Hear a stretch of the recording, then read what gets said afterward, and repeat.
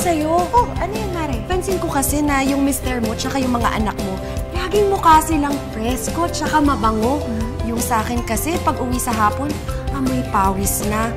Leading brand naman yung gamit ko. Leading brand din ba yung sa'yo? Ako, Mare, dyan tayo nagkakaiba kasi yung gamit ko, mas magaling pa dyan sa leading brand mo. Pwede ba yun? Oo, ano naman? Tayong mga misis, dapat sinisigurado na nating mabisa yung mga produktong binibili natin, lalo na sa sabong panligo. Kaya itong gamit ko, check antibacterial soap gawa ng personal collection. Check, galing sa personal collection.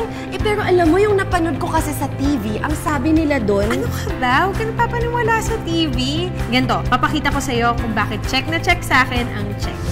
Pagdating sa germicidal soap para sa buong pamilya, ang hanap natin ay yung talagang kumpleto. Protection mula sa bacteria, yung hindi nakaka-dry ng skin, good cleansing ability, good lathering ability, o yung mabilis magpabula, at syempre, yung may clean and fresh fragrance.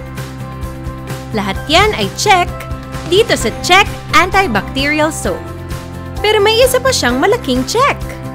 Dahil ang check, mas tumatagal ng higit 40% kesa sa ibang soap brands. Para lalo kang makasulit, idikit ang natira mong sabon sa bagong check soap. 40%? Yes, Mare. Isipin mo para nadagdagan pa ng kalahati ang sabong ginagamit mo. Laking tipid, di ba? Mabilis nga maubos yung sabon namin. Ibahin mo ang check. Papakita ko sa iyo kung bakit check na check sa pamilya ko ang check. Sa pamamagitan ng mechanical test, pinatunayan ng check na mas nagtatagal siya kesa sa ibang soap brands. Tignan mo, Mare. Nilublob at kinuskos ang Check Antibacterial Soap at isa pang sabong panligo sa loob ng 15 minutes. Ito pala ang sekreto ng pamilya nyo, kaya lagi kayong presko at mabango. Meron kayong protection laban sa mga bakterya. Check!